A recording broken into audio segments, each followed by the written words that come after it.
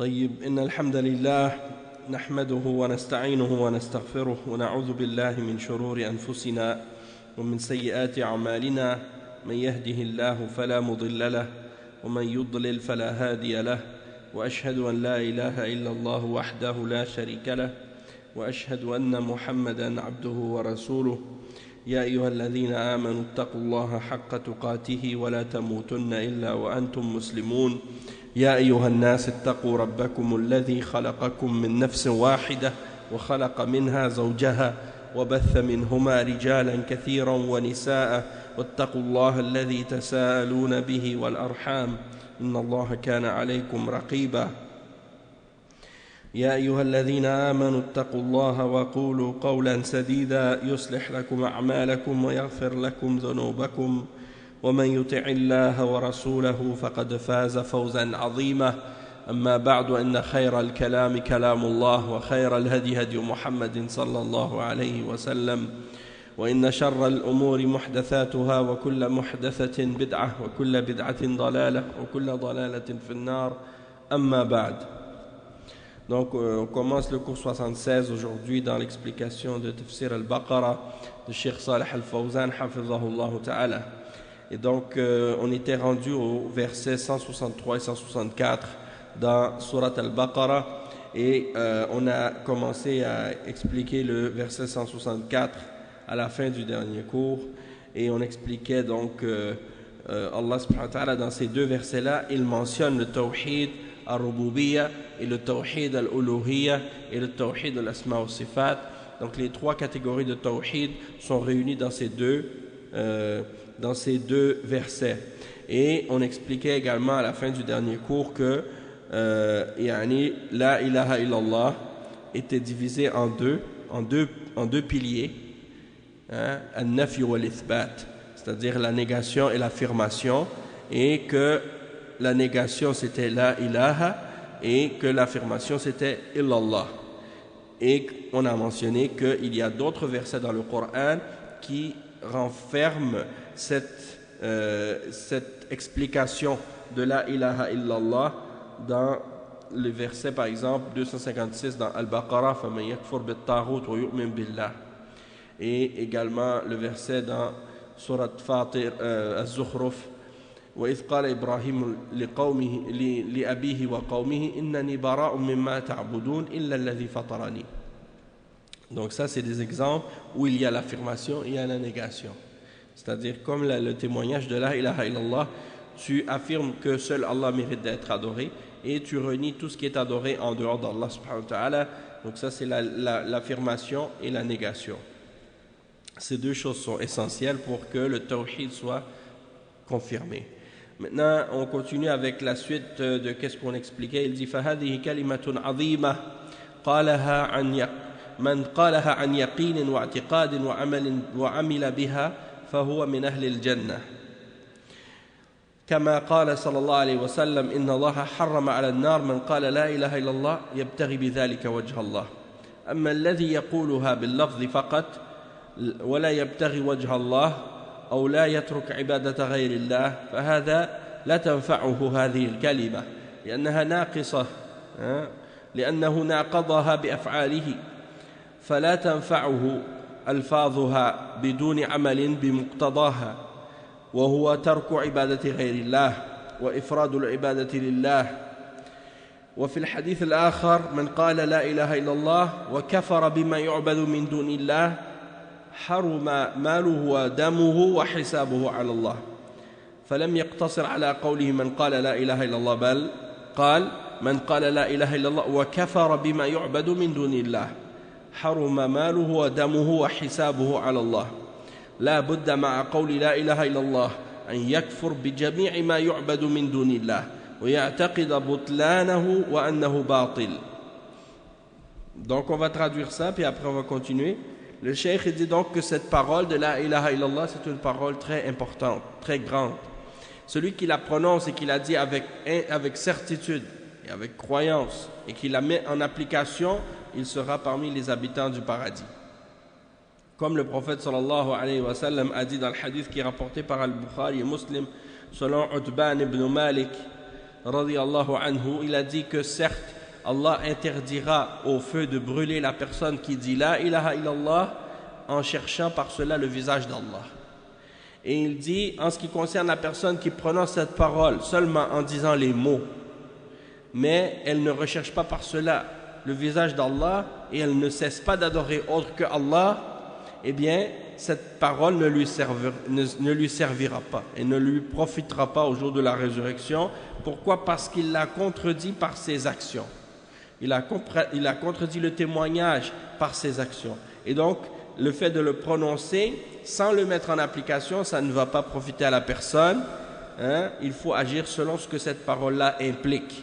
Et il dit, c'est-à-dire de délaisser et d'abandonner l'adoration de tout ce qui est en dehors d'Allah subhanahu wa ta'ala et de faire en sorte que ton adoration soit exclusivement pour Allah. Et il dit dans l'autre hadith, le prophète sallallahu alayhi wa sallam a dit, celui qui dit la ilaha illallah, c'est-à-dire que rien ne mérite d'être adoré excepté Allah, et qui renie tout ce qui est adoré en dehors d'Allah, ses biens, son sang, ses biens et son sang seront sacrés, c'est-à-dire personne n'aura le droit de porter atteinte à sa vie ou à ses biens, et son jugement appartient à Allah, son jugement revient à Allah. C'est rapporté par l'imam Muslim selon Abu Malik al-Ashja'i. Et il dit, regardez dans ce hadith, le prophète sallallahu alayhi wa sallam, il ne s'est pas limité à dire celui qui dit la ilaha illallah seulement, mais il a dit il faut que la personne elle renie tout ce qui est adoré en dehors d'Allah. Parce que si elle ne renie pas tout ce qui est adoré en dehors d'Allah et qu'elle ne croit pas en la fausseté de ce que les hommes adorent en dehors d'Allah, dans ce cas-là, sinon ça ne servira à rien pour lui.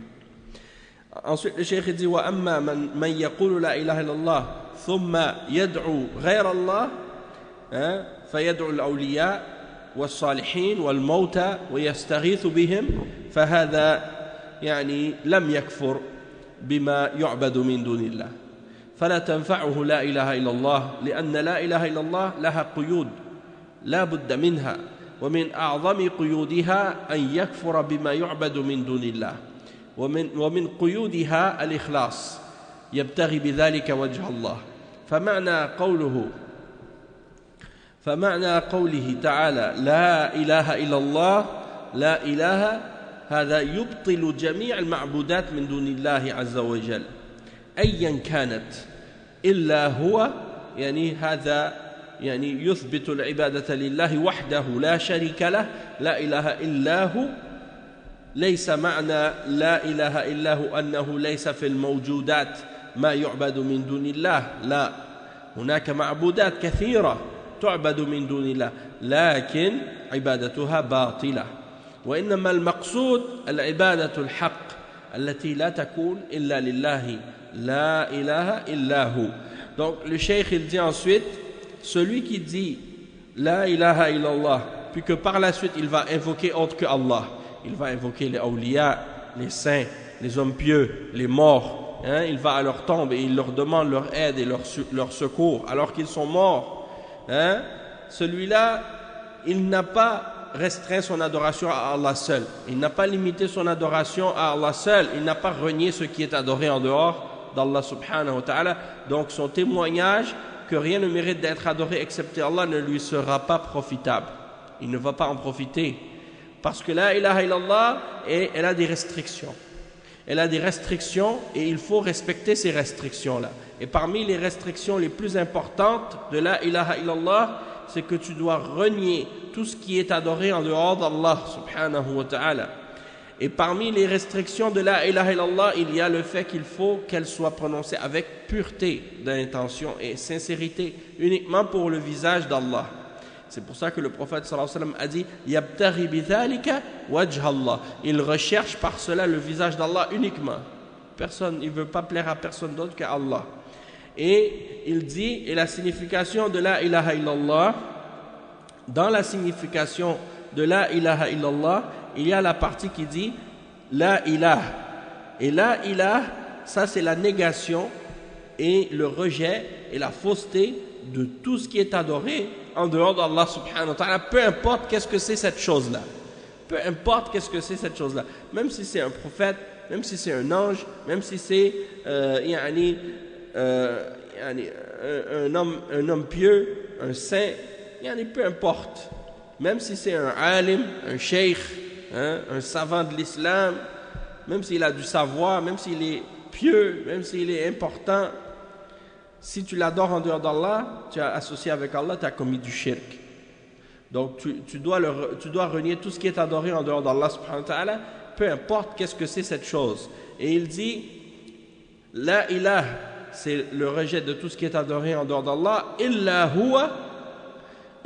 huwa, excepté lui, c'est-à-dire excepté Allah subhanahu wa ta'ala. Ça c'est d'affirmer que l'adoration est à Allah seul et qu'il n'a pas de partenaire et d'associé dans cette adoration-là.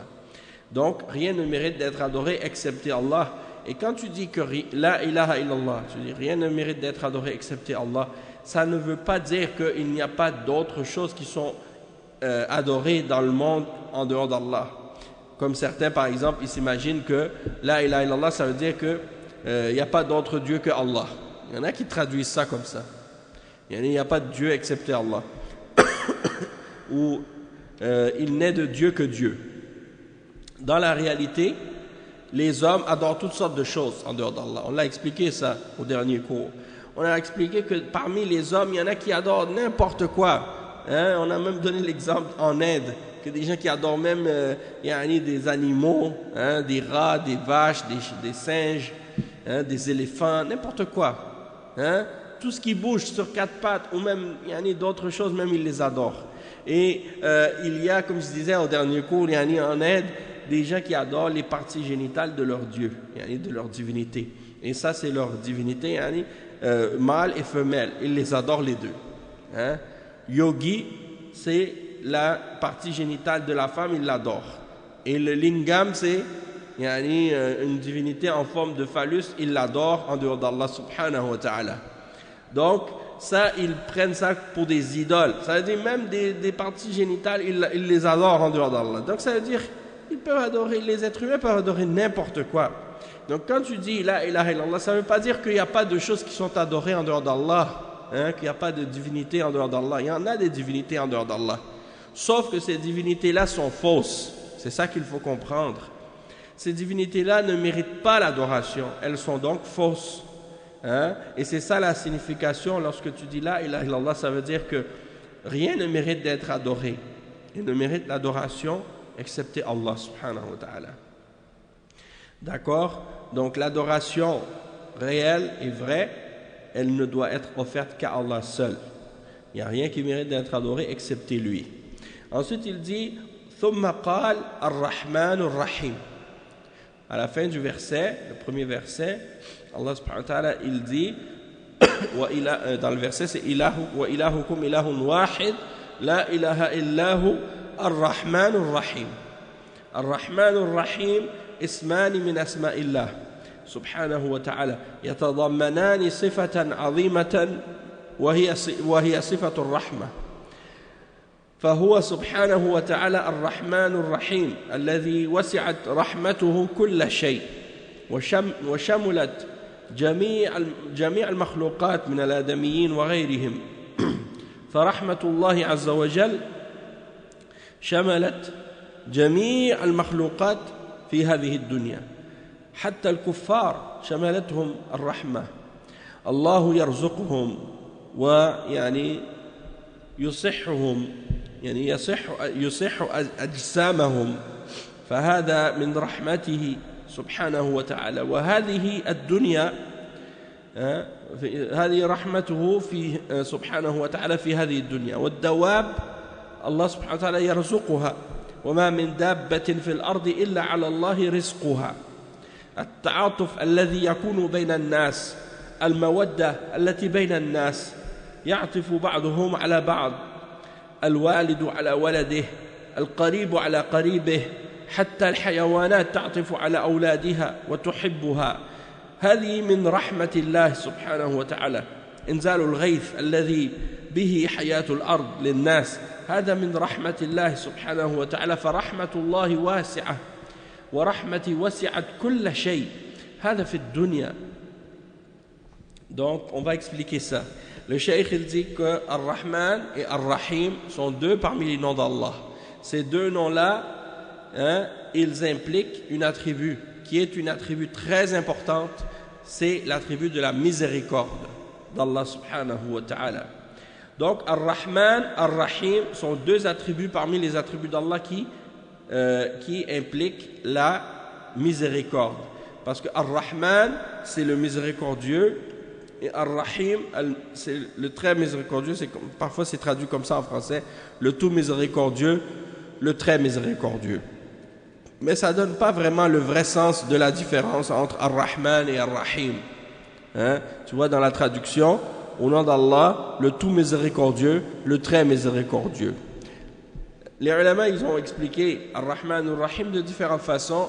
Et il y en a qui disent par exemple Ar-Rahman, c'est celui qui est miséricordieux en lui-même, et sa miséricorde, elle touche toutes les créatures. C'est ça que le cheikh est en train d'expliquer. Sa miséricorde, elle touche toutes les créatures, qu'ils soient mécréants ou croyants. Et qu'ils soient, même les animaux, même les choses, tout ce qui est créé par Allah est touché et enveloppé par sa miséricorde. Tandis que Ar-Rahim, ils disent que ça c'est plus particulier. C'est le fait qu'il soit miséricordieux envers les croyants en particulier.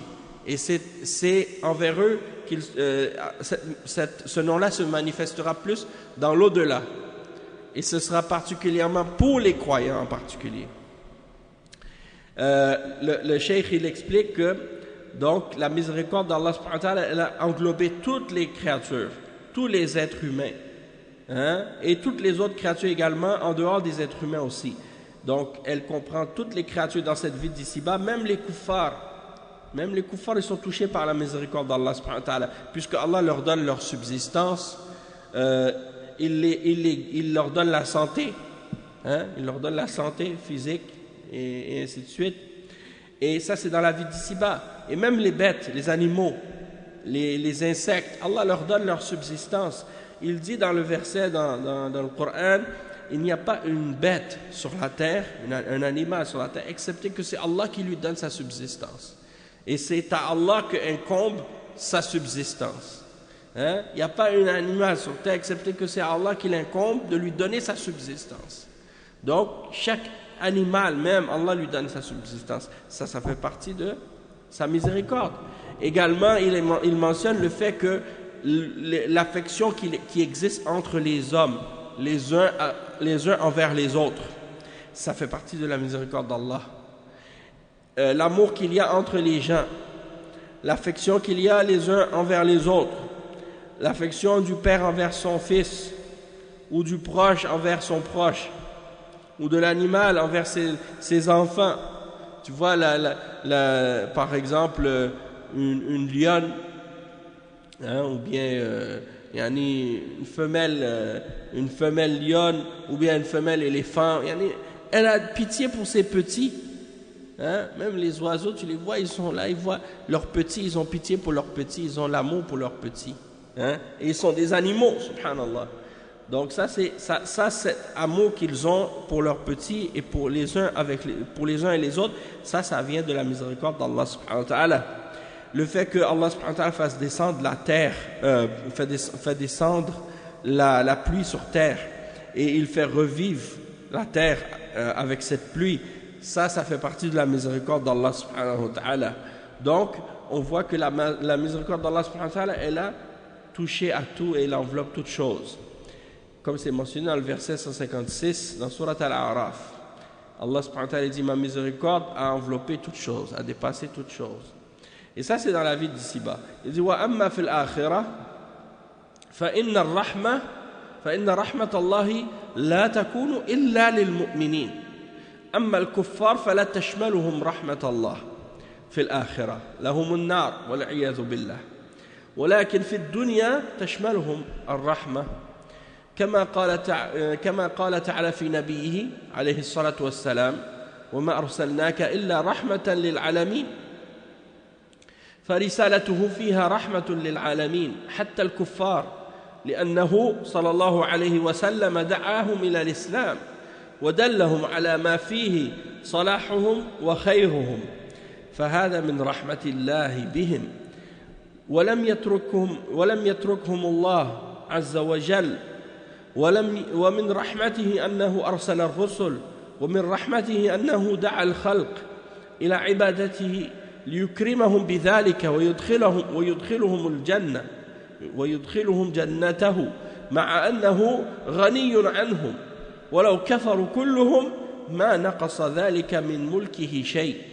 ولكن رحمته سبحانه اقتضت أن الله يدعوهم إلى عبادته ويرسل إليهم الرسل وينزل عليهم الكتب لأجل هدايتهم لأنفسهم وتحصيل مصالحهم فهذا من رحمة الله سبحانه وتعالى أنه لم يتركهم بل أرسل إليهم رسله وأنزل إليهم كتبه ودعاهم إلى جنته وهذا من رحمته سبحانه وهو ليس بحاجة إليهم ما أريد منهم من رزق وما أريد أن يطعمون إن الله هو الرزاق ذو القوة المتين فهو ليس بحاجة إلى عبادتهم إن تكفروا أنتم ومن في الأرض جميعا فإن الله له غني حميد.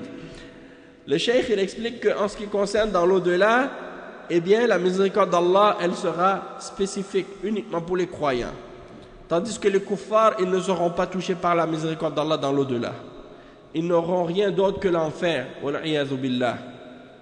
Il dit, mais dans cette vie, oui, ils ont de la miséricorde d'Allah et ils touchent, la miséricorde d'Allah les touche. Comme Allah subhanahu wa ta'ala a dit à propos de son prophète, nous t'avons envoyé comme une miséricorde pour les mondes. Le verset 107 dans Surat Al-Anbiya. Donc le message du prophète sallallahu alayhi wa sallam, il y a dedans une miséricorde pour tous les mondes. Même pour les kuffars. Parce que le fait qu'ils soient venus vers eux, il les appelle à l'islam, il leur indique qu'est-ce qui est bon pour eux, il leur amène, il leur montre qu'est-ce qui est bien pour eux. Ça, c'est une des miséricordes d'Allah subhanahu wa ta'ala. Il ne les a pas abandonnés, il ne les a pas laissés. Il leur a quand même montré qu'est-ce qui est bon et le chemin à suivre. Ça fait partie de sa miséricorde. Et parmi ces miséricordes, il y a le fait qu'il a envoyé les messagers. Et parmi les miséricordes d'Allah subhanahu wa ta'ala, c'est Allah subhanahu wa ta'ala a appelé par ses serviteurs et par ses messagers-là sa création. Il les a appelés à son adoration pour les honorer par cette adoration-là et par cette foi-là. Allah subhanahu wa ta'ala les a appelés pour eux-mêmes et pour les honorer pour qu'ils puissent entrer dans son paradis. Subhanallah. Et malgré ça, il n'a pas besoin d'eux. Allah subhanahu wa ta'ala, il est ghani, il est riche, il n'a pas besoin des créatures. Quand il demande aux créatures de l'adorer, ce n'est pas pour lui-même, son bien à lui. Allah subhanahu wa ta'ala n'a pas besoin des hommes. C'est pour les créatures elles-mêmes, c'est pour leur propre bien à eux. Donc il dit, même si tous les hommes sur terre avaient rejeté la foi en Allah, ça n'aurait rien fait diminuer du royaume d'Allah subhanahu wa ta'ala. Mais par sa miséricorde, c'est ce qui implique, à cause de la miséricorde d'Allah, il a voulu appeler ses serviteurs pour l'adorer. Il leur a envoyé des messagers, il leur a fait descendre sur eux des livres, dans le but de les guider pour eux-mêmes et pour leur bien à eux-mêmes. Ça fait partie de la miséricorde d'Allah subhanahu wa ta'ala. Naam, ça c'est un exemple de qu'est-ce que le prophète sallallahu alayhi wa sallam a mentionné. Il a dit que Allah subhanahu wa ta'ala il avait 100 miséricordes, il en a mis une sur la vie dans ce monde, puis il a gardé les 99 autres pour les croyants dans le paradis. Subhanallah. Et avec cette seule miséricorde qu'il a donnée aux êtres humains et aux créatures dans ce monde, c'est ça qui fait que tous les hommes et les animaux, ils ont de l'amour les uns pour les autres, de l'affection les uns pour les autres, la pitié les uns pour les autres, et ainsi de suite. Avec une seule miséricorde, imaginez les 99 miséricordes dans le paradis pour les croyants. Donc ça, c'est incroyable. Donc c'est juste pour te dire, comme si la proportion de miséricorde qui existe, 1 sur 99, et ce 1% là, c'est avec ce 1% que nous on vit, avec 1% de miséricorde qu'on vit dans ce monde maintenant là. Donc imaginez le 99% qui attend les croyants dans le paradis. On demande à Allah subhanahu wa ta'ala qu'il fasse de nous des gens qui vont pouvoir justement goûter à ces miséricordes-là dans le paradis. Amin. Et le cheikh, il dit, Allah subhanahu wa ta'ala, il a donc envoyé des messagers, il a fait descendre des livres sur les croyants, et ça fait partie de sa miséricorde, malgré qu'il n'a pas besoin de ces créatures. Allah subhanahu wa ta'ala, il dit dans le verset 57 et 58 dans Surat Al-Dhariyat, ce qui signifie: je ne veux pas d'eux de subsistance et je ne veux pas qu'ils me nourrissent. C'est Allah, certes, qui est le pourvoyeur de subsistance, le détenteur de la force, l'inébranlable. Donc c'est Allah subhanahu wa ta'ala qui donne la subsistance. Il n'a pas besoin de nous, il n'a pas besoin qu'on lui donne quelque chose. C'est lui qui nous donne. Et en échange, c'est pas en échange, il nous demande de l'adorer. Et lui, il nous donne par sa miséricorde de la subsistance pour qu'on puisse continuer à l'adorer. Subhanallah. Donc il dit, le verset 8 dans Surat Ibrahim, Allah subhanahu wa ta'ala, il mentionne, il n'a pas besoin de notre adoration. Il dit: si vous reniez la foi, vous tous, ceux qui êtes sur terre, eh bien sachez que Allah est certes Ghani et Hamid. In takfuru antum wa man fil ardi jami'an fa inna Allah la ghaniyyun hamid. C'est-à-dire, si vous reniez la foi, vous ainsi que tous ceux qui sont sur la terre, sachez que Allah subhanahu wa ta'ala, il est celui qui se suffit à lui-même et il est digne de louange. Il n'a pas besoin de nous. Et il dit: idhan ما الحكمة في كونه يدعو عباده إلى عبادته الحكمة أنه يريد لهم الخير ما يريد لهم يعني يريد لهم الخير ويريد لهم الرحمة ولا يريد لهم العذاب إن تكفروا فإن الله غني عنكم ولا يرضى لعباده الكفر وإن تشكروا يرضاه لكم ولا تزر وازرة وزر أخرى. Donc le cheikh, il dit, c'est quoi donc la sagesse du fait qu'il nous appelle à ce qu'on l'adore et à ce qu'on lui obéisse alors qu'il n'a pas besoin de nous, Et il explique, le cheikh, il dit, la sagesse, c'est qu'il veut pour nous le bien et il veut pour nous la miséricorde et il ne veut pas le châtiment pour nous. Et il mentionne le verset 7 dans Surat Az-Zumar, dans lequel Allah subhanahu wa ta'ala, il dit: In takfuru, si vous reniez la foi et vous rejetez la foi, vous faites le kufr, sachez que Allah, il est ghaniyun ankum, il n'a aucun besoin de vous. Mais il n'agrée pas la mécréance de la part de son serviteur. Il n'est pas satisfait de son serviteur qui mécroit et qui rejette la foi. Mais si vous êtes reconnaissant, il l'agrée de votre part et il est satisfait de ça de votre part. وَلَا تَزِرُ وَازِرَةٌ وِزْرَ أُخْرَى. Ça veut dire, une âme, elle n'aura pas apporté le poids d'un péché de quelqu'un d'autre. Chaque âme, elle aura apporté son propre péché, son propre poids à elle au jour de la résurrection. Tu ne vas pas être puni pour quelqu'un d'autre. C'est ça que ça veut dire. Il dit: وَهَذَا مِنْ رَحْمَتِهِ. Ça fait partie de la miséricorde d'Allah. Ar-Rahman Ar-Rahim. لأن مقتضى الرحمن الرحيم أنه أنعم على عباده في هذه الدنيا. Des fois, les gens dans cette vie, peut-être, ils vont dire par pitié ou par sentiment, ils vont dire à quelqu'un qui mérite d'être puni: non, punis pas cette personne, punis-moi à sa place. Peut-être son enfant ou quelqu'un.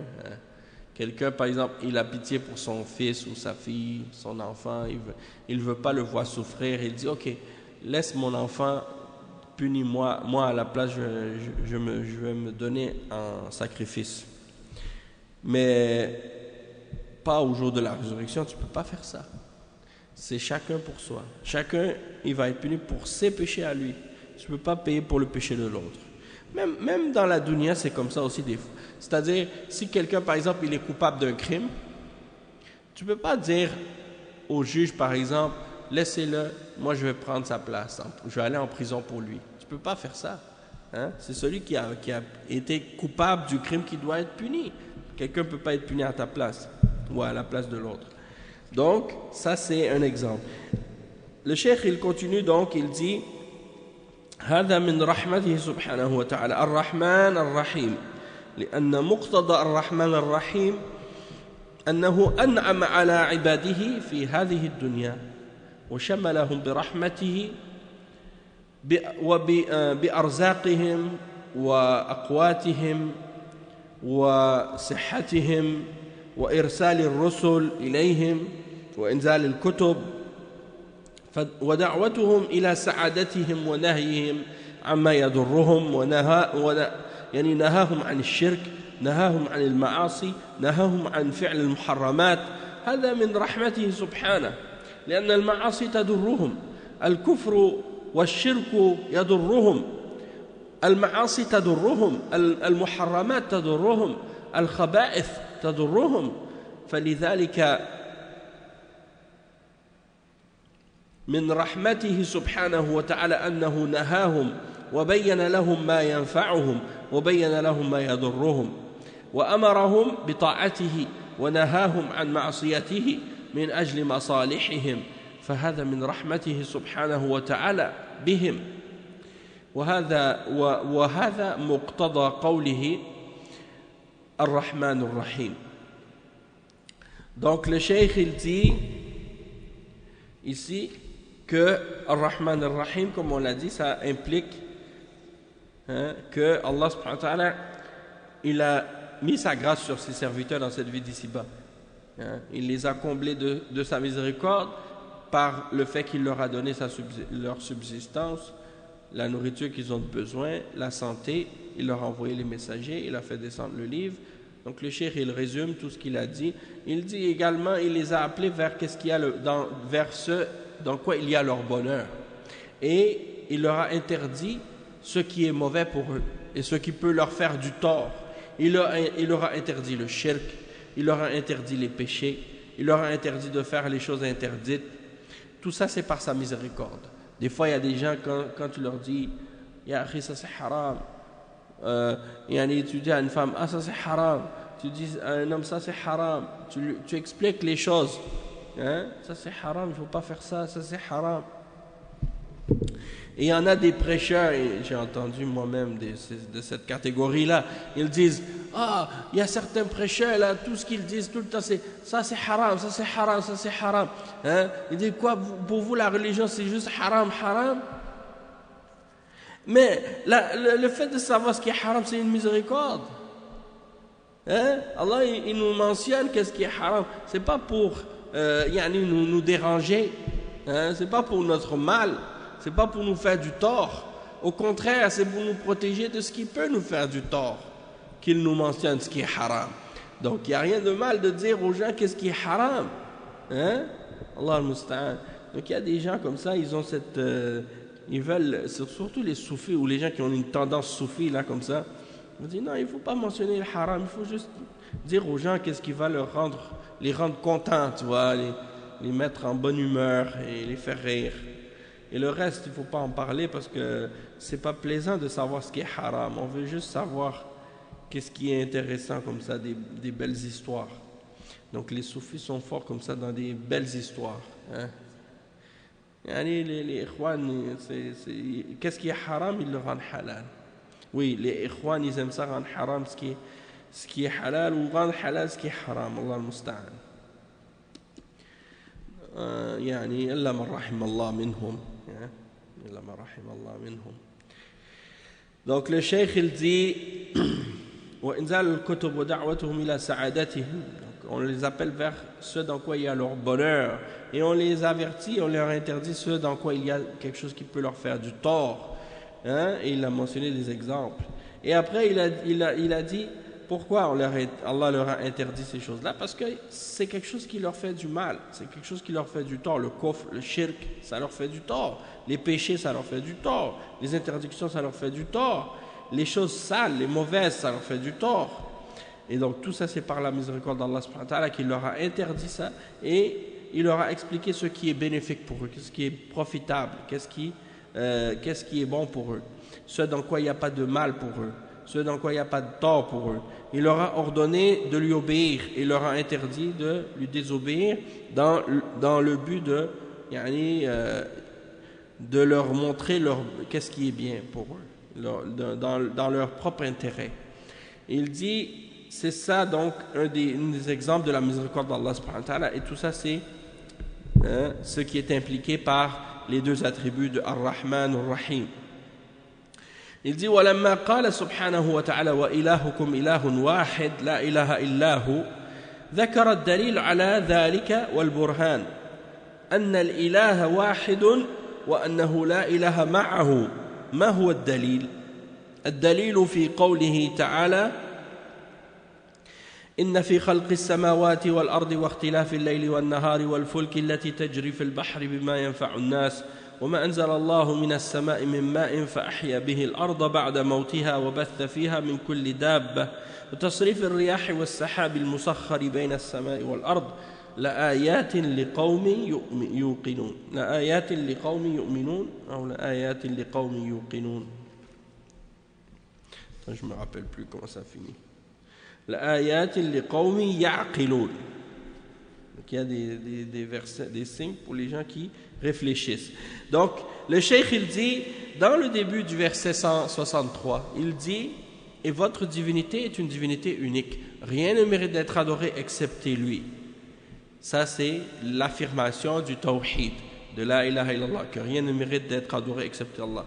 Mais il mentionne la preuve par la suite de ça.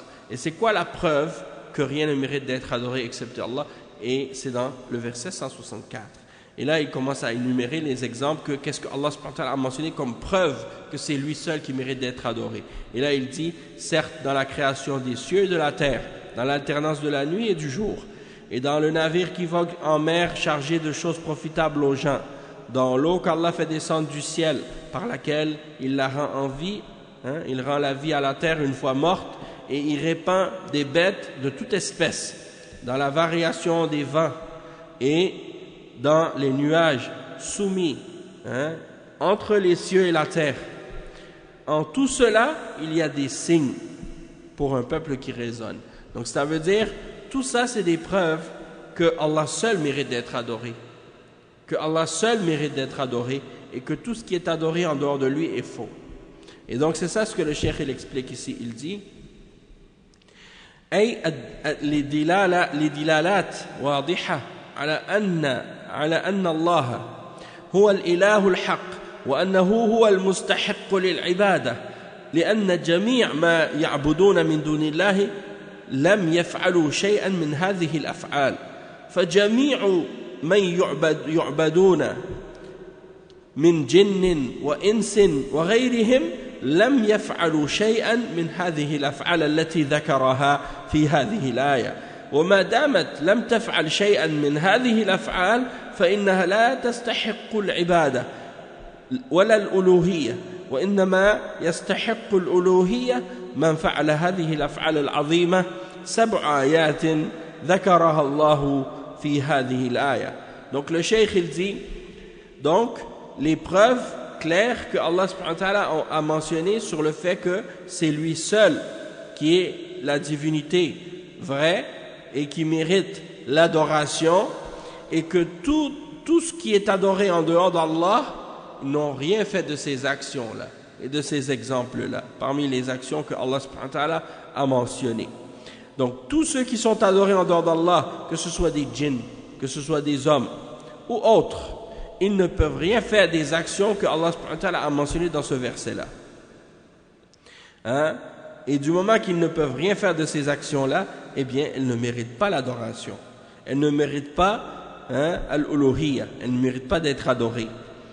Parce que celui qui mérite d'être adoré, c'est uniquement celui qui a la capacité de faire les actions qui ont été mentionnées dans ce verset-là. Et dans d'autres également, mais ça c'est des exemples. Par exemple, tout ce que Allah subhanahu wa ta'ala a mentionné ici, la création des cieux et de la terre. Ça, c'est seulement Allah subhanahu wa ta'ala qui peut faire ça, créer les cieux et la terre. Et l'alternance de la nuit et du jour. C'est seulement Allah qui fait alterner la nuit et le jour. Et la même chose pour le navire qui vogue, chargé sur la mer avec des choses profitables. Ça, c'est Allah subhanahu wa ta'ala qui fait que le bateau il puisse voguer de cette façon-là. C'est lui qui a créé ça comme ça. Et la même chose aussi du fait que Allah, c'est lui seul qui fait descendre la pluie sur la terre. Et c'est lui qui donne la vie à la terre une fois qu'elle est morte. Et c'est lui qui a répandu sur terre toutes sortes d'animaux, de toutes sortes d'espèces. Et qui fait changer la direction des vents. Hein? Et dans les nuages, c'est lui qui a créé les nuages entre les cieux et la terre. Dans tout ça, il y a des signes. Hein? Donc, le cheikh, il explique que ça, c'est la preuve. Et vous allez souvent remarquer ça dans les versets quand Allah subhanahu wa ta'ala, il parle du tawhid. Il mentionne tawhid al-rububiyya wa tawhid al-uluhiyya wa tawhid al-asma'i wa sifat comme dans ce verset-là. Wa ilahukum ilahun wahid la ilaha illahu, ça c'est tawhid al-ibada, tawhid al-uluhiyya, parce que ça parle de l'adoration et que Allah seul mérite d'être adoré. Ar-Rahman ar-Rahim, ça c'est tawhid al-asma' wa sifat, parce que ça mentionne les noms d'Allah subhanahu wa ta'ala et son attribut. Un exemple de la miséricorde ici, c'est un attribut d'Allah. Et après, il mentionne la rububiyya, le verset qu'on a lu, dans la création des cieux et de la terre et ainsi de suite. Tout ça, c'est la rububiyya, parce que la rububiyya, c'est relié à la création, du fait que Allah subhanahu wa ta'ala, c'est lui le créateur, le tout-puissant, celui qui contrôle tout, qui gère tout, qui fait vivre, qui fait mourir, qui donne la subsistance et ainsi de suite. Ça, c'est la rububiyya. Donc, la rububiyya, souvent Allah subhanahu wa ta'ala, il la mentionne comme preuve pour justifier et établir le tawhid dans al-uluhiyya. Donc on dit, c'est quoi la preuve de tawhid al-uluhiyya? C'est tawhid al-rububiyya. Hein? Vous comprenez? Donc la preuve de tawhid al-uluhiyya, c'est toujours dans al-rububiyya. Parce que celui qui a la rububiyya, c'est lui qui mérite d'être adoré seulement. Et tout ce qui est adoré en dehors d'Allah, ils n'ont rien de la rububiyya d'Allah. Donc ils ne méritent pas d'être adorés. C'est ça que le cheikh est en train d'expliquer. Là maintenant, qu'est-ce qu'il va faire? Je crois qu'il va expliquer chaque élément de ce qui est mentionné dans le verset. La création des cieux et de la terre et toutes les autres choses qui sont mentionnées, énumérées dans ce verset-là, il va les énumérer un après l'autre et il va les expliquer en détail jusqu'à la fin de cette sourate. Donc, tout ce qui va suivre maintenant, c'est l'énumération des éléments qui sont mentionnés comme preuve pour le tawhid d'Allah dans l'adoration, dans les exemples de la rububiyya ici.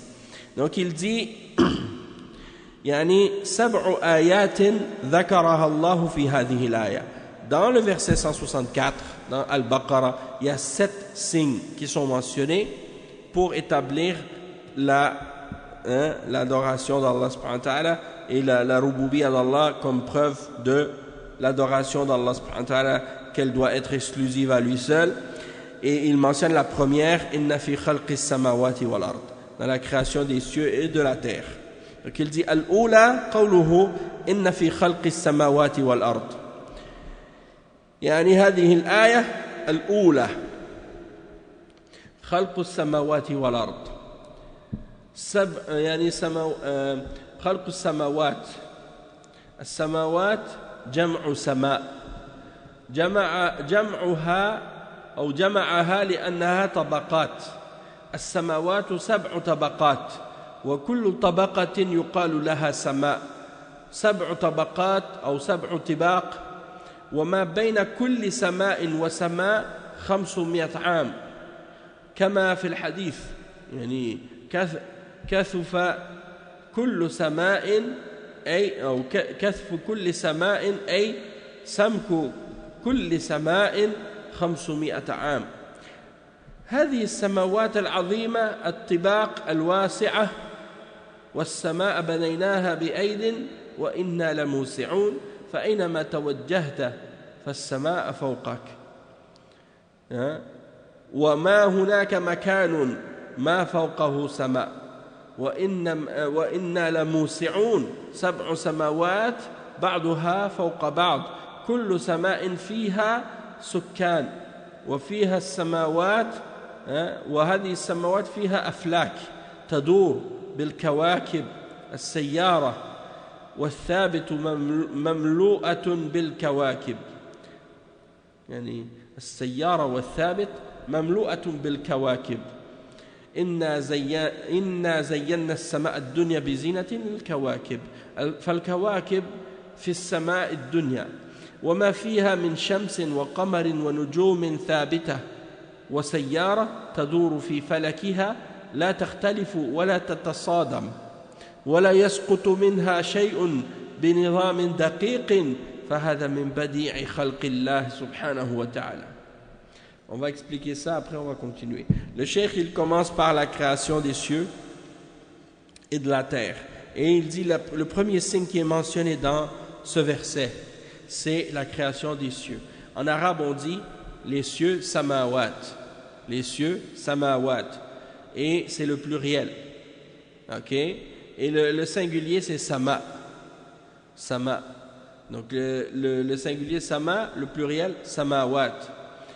Et pourquoi on dit samawat au pluriel en parlant des cieux? Même en français on dit au pluriel, hein? On dit les cieux. On dit Allah subhanahu wa ta'ala est au-dessus des cieux. Il a créé les cieux et la terre. Pourquoi on dit les cieux?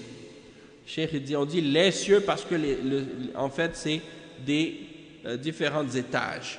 Hein? Il y a différents étages dans la création des cieux. Et ce n'est pas juste un seul étage ou un seul niveau, il y a plusieurs étages. Donc, il y en a sept cieux, 7 étages.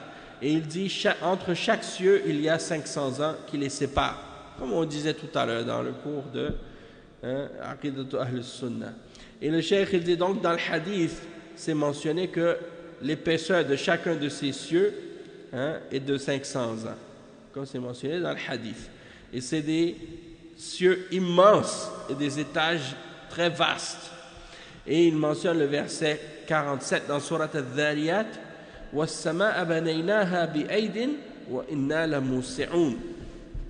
Le verset 47 dans Surat Al-Dhariyat. Donc on va lire la traduction de ce verset-là. Donc le ciel, nous l'avons construit par notre puissance et nous l'étendons constamment dans l'immensité. Et il dit, donc peu importe où tu tournes, où tu te trouves, ou dans la direction dans laquelle tu te diriges, il y a toujours un ciel sur ta tête. Il y a toujours un ciel par-dessus ta tête. Et dans chacun des cieux, des étages que Allah subhanahu wa ta'ala a créés, il y a des habitants. Il y a des habitants. Et donc il dit ces cieux-là, à l'intérieur il y a des planètes, il y a des astres, il y a toutes sortes d'étoiles. Et donc il y en a qui sont fixes et il y en a qui avancent, qui bougent. D'accord? Et il mentionne dans le verset 6 dans Surat As-Saffat, Allah subhanahu wa ta'ala dit Inna zayyana as-sama'a ad-dunya bi zinatin al-kawakib. Allah subhanahu wa ta'ala, il dit qu'il a embelli le ciel de la dunya avec les étoiles, avec les planètes, avec tout ce qu'on voit quand on regarde dans le ciel la nuit. Ça c'est le dernier des cieux. Quand il fait noir dehors, on regarde, on voit le ciel qui est noir, ça c'est le dernier des cieux. Au-dessus de ça, il y a d'autres cieux. Na'am. Et il l'a embelli avec les étoiles. Donc, il dit, ces étoiles qu'on voit là dans le ciel, ça c'est le ciel de la vie, de le plus bas des cieux, celui qu'on appelle Sama ad-Dunya. C'est notre ciel à nous. Et il dit, avec également le soleil et la lune et les étoiles qui sont fixes et d'autres qui bougent, comme on a dit, qui tournent dans une orbite. Et on voit que ces étoiles et ces planètes qui circulent dans des orbites, ils ne manquent jamais à leur orbite. C'est-à-dire ils restent toujours dans leur orbite et ils ne manquent pas à leur rendez-vous et ils ne se frappent pas les uns les autres. Les planètes, elles ne rentrent pas les unes hein, les unes dans les autres. Elles ne se foncent pas les unes dans l'autre. Et elles ne tombent pas de leur orbite non plus. Tout est contrôlé et organisé dans un système vraiment précis. Hein, comme les horloges. Hein, c'est-à-dire, tout est calculé. Hein, subhanallah. Dites-vous que les horloges qu'on utilise aujourd'hui pour calculer le temps sont basées sur le mouvement des astres. Hein? Comment on fait pour déterminer la durée d'une journée? La durée d'une journée sur notre montre, que c'est 24 heures, c'est en se basant sur les astres, les mouvements du soleil, les mouvements de la terre, et ainsi de suite. Donc ça veut dire quoi? Ça veut dire que si ta montre elle est précise, c'est parce qu'elle respecte bien qu'est-ce qui se passe, qu'est-ce que Allah a créé.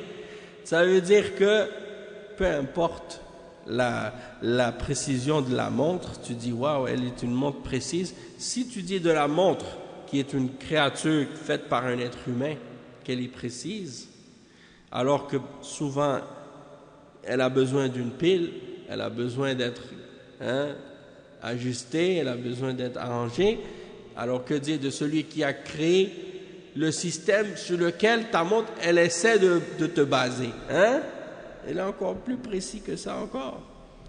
Allah subhanahu wa ta'ala, il est précis dans ses calculs et il est précis dans la façon comment il a organisé la création. Donc tout ça, subhanallah, c'est comme je lisais l'autre jour, il parlait de l'œil de l'être humain, il disait que l'œil c'était un miracle.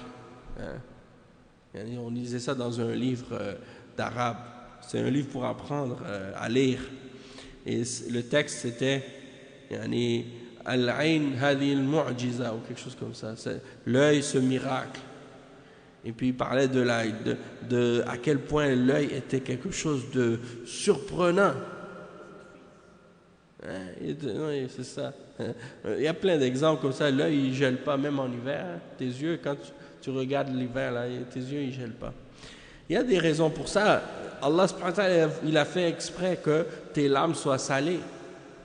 Et on sait que l'eau, quand elle est salée, elle n'a pas le même point de congélation que l'eau quand il n'y a pas de sel dedans. Et même pas l'acidité, mais en tout cas, tout le pH des larmes et tout, c'est fait exprès pour protéger l'œil des insectes, des bactéries. Tout, Allah subhanahu wa ta'ala, c'est comme notre corps, comment il a créé, c'est merveilleux. Donc tout ça, c'est des exemples, des preuves que ça ne peut pas être juste apparu comme ça par hasard, pour réfuter ceux qui prétendent qu'ils croient pas en Allah subhanahu wa ta'ala. Donc ça, c'est des exemples. Et donc ensuite, le cheikh il dit ثم هذه السماوات الهائلة العظيمة ليس لها عمد. يعني من العادة أن السقف يكون له عمد، وما هنا سقف ما له عمد. سبحان الله.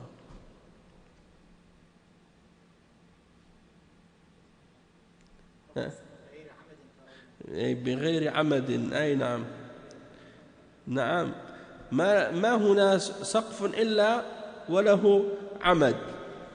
Il dit السماوات ما لها عمد، يعني السماوات سقف الأرض،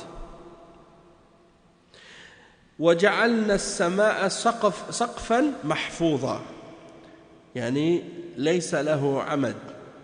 خلق السماوات بغير عمد ترونها، يعني هذا من عجائب قدرة الله عز وجل. يمسك السماء أن تقع على الأرض. ما الذي يمسكها أو من الذي يمسكها؟ الله عز وجل. لو تركها لسقطت على الأرض، فهي ممسوكة بقدرة الله عز وجل بغير عمد ترونها، ليس لها عمد وليس لها أيضا حبال من فوق تمسكها، لا حبال فوقه ولا عمد أسفل فهي ثابتة في مكانها بدون شيء بقدرة الله سبحانه وتعالى إن الله يمسك السماوات والأرض أن تزولا فهو الذي يمسكها سبحانه وتعالى ولئن زالتا إن أمسكهما من أحد من بعده أي لا أحد يمسكهما غير الله سبحانه وتعالى. Donc le cheikh il dit, puis ensuite tu regardes les cieux et tu vois que ils ne tombent pas malgré leur grandeur, à quel point ils sont immenses, et pourtant il n'y a pas de pilier, il n'y a pas de pilier pour le retenir, il dit toutes les créatures, les constructions sur terre, quand tu fais un toit tu as besoin des piliers, tu as besoin des choses pour retenir le toit. Le toit il ne peut pas se retenir tout seul. Mais Allah subhanahu wa ta'ala il a créé les cieux et il n'y a pas de pilier ou de, comment on dit, amad. Il n'y a pas de poutre ou des piliers pour le retenir le ciel. Oui, des colonnes ou des... exactement. Donc il dit, Allah subhanahu wa ta'ala, il mentionne le verset 32 dans Surat Al-Anbiya, il dit nous avons fait des cieux un toit préservé. Et il n'y a pas de poutre, il n'y a pas de colonne, il n'y a pas de piliers pour les retenir. Il dit, et dans le verset 10 dans Surat Luqman, nous avons créé les cieux sans piliers. Nous avons créé les cieux sans piliers. Donc ça, c'est des exemples que Allah subhanahu wa ta'ala mentionne pour les êtres humains, parce que les êtres humains, quand ils créent des constructions, ils les font avec des piliers. Tu ne peux pas faire rien sans des piliers. Tu ne peux pas faire tenir un toit comme ça qui flotte tout seul dans les airs. Il n'y a rien qui le retient, c'est pas possible. Mais Allah subhanahu wa ta'ala, lui, il a créé les plus grandes choses et il n'y a pas de piliers pour les retenir. Et il dit... وجعلنا السماء سقفا محفوظا, on l'a lu, et le verset ensuite, le verset 65 dans Surat Al-Hajj, qui montre la grandeur de la puissance d'Allah subhanahu wa ta'ala. Tout ça c'est pour montrer la puissance d'Allah subhanahu wa ta'ala, que Allah subhanahu wa ta'ala il retient les cieux pour qu'ils ne tombent pas sur la terre. Donc c'est Allah qui retient les cieux, il n'y a personne qui les retient excepté Allah. Et s'il laissait le ciel tomber, il tomberait sur la terre. Donc le ciel il est retenu par la puissance d'Allah subhanahu wa ta'ala. Il dit il y a des piliers, il a créé les cieux sans piliers, vous le voyez sans piliers. Et il dit il n'y a pas de corde non plus pour le retenir par en haut.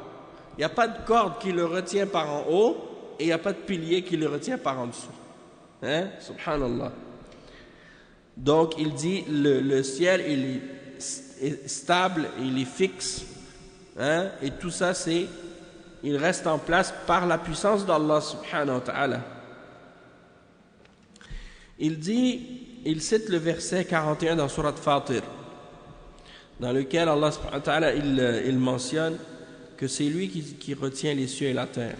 Allah, il dit le verset 41, Allah retient les cieux et la terre pour qu'ils ne s'affaissent pas.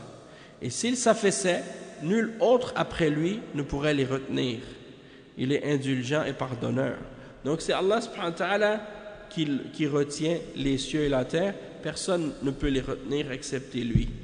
Et il dit ensuite, sab'u samawat.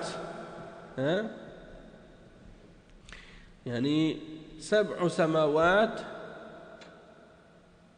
يعني سمك كل سماء 500 عام وبين كل سماء سماء 500 عام بين كل سماء وسماء 500 عام وبين الأرض والسماء 500 عام وفوق السماوات الكرسي وسع كرسيه السماوات والأرض وفوق الكرسي بحر ما بين أسفله وأعلاه 500 عام وفوق البحر عرش الرحمن سبحانه وتعالى وهو أعظم المخلوقات السماوات بالنسبة للكرسي كسبعة دراهم ملقاة في ترس. Subhanallah. Donc le cheikh il explique et il dit que les 7 cieux, leur épaisseur, l'épaisseur qu'il y a entre chaque ciel, chaque étage, c'est 500 ans. Entre chaque ciel et l'autre, il y a 500 ans qui les séparent. Et entre la terre et les cieux, il y a 500 ans. Et au-dessus des cieux, il y a le kursi. Le kursi, comme Allah il le dit dans le verset dans Ayatul Kursi, wasi'a kursiyuhu as-samawati wal ard. Le kursi d'Allah dépasse les cieux et la terre, déborde des cieux et de la terre. Et le kursi c'est quoi? C'est le trépied qui est en bas du trône. Le trépied qui est en bas du trône, on appelle le kursi. Et le arsh, c'est le trône. Donc le kursi, c'est pas la même chose que le trône. C'est pas la même chose que l'arsh. Al-kursi ou l'arsh, c'est deux choses différentes. Al-kursi, c'est le trépied qui est en bas du trône. Et l'arsh, c'est le trône lui-même. Eh bien, le cheikh, il dit, le kursi, au-dessus du kursi, il y a un océan. Il y a un océan qui est de l'épaisseur de 500 ans. Du niveau le plus bas de cet océan jusqu'en haut, c'est 500 ans qui les séparent.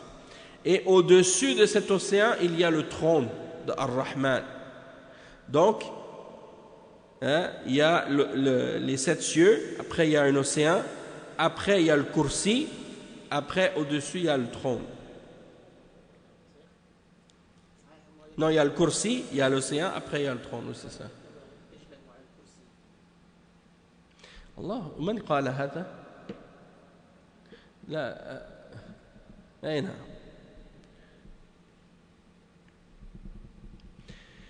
Le cheikh il explique que la grandeur, yani que le trône, c'est le plus grand de toutes les créatures d'Allah. Il n'y a pas une création qui est plus grande que le trône. Le trône, c'est le toit de la création et c'est la plus grande créature de toutes.